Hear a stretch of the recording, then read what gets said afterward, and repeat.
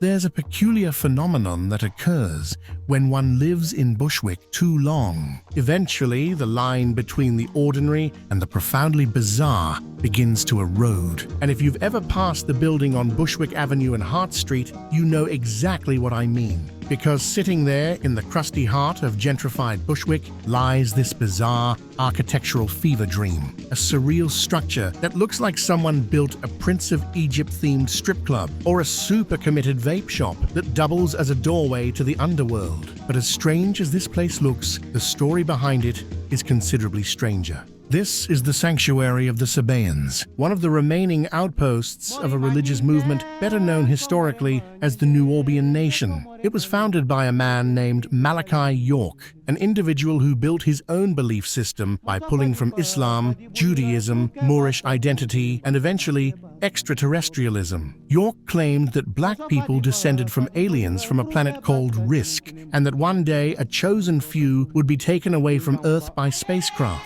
which apparently would be the only spaceship capable of traveling at both light speed and colored people time.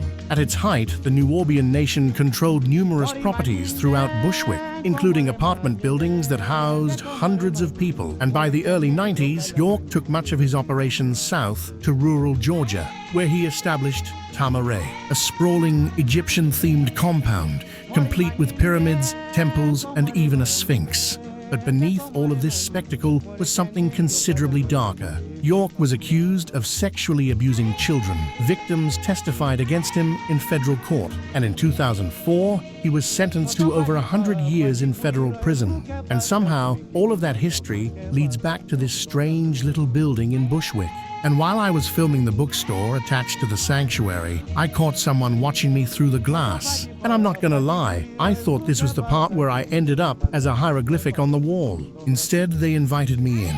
Because who am I to turn down an invitation from a black alien space cult? And what was inside was actually way more human than I expected. The bookstore was crowded with York's writings, old photographs, Egyptian sculptures, decades of beliefs stacked on top of each other. It was less secret society and more like being in that one auntie's apartment who's really into ancient Egypt. And then they took me inside the sanctuary. It was this massive room covered in intricate Egyptian artwork arranged with this almost ceremonial intensity. There was even an ancestor room to honor those who came before them.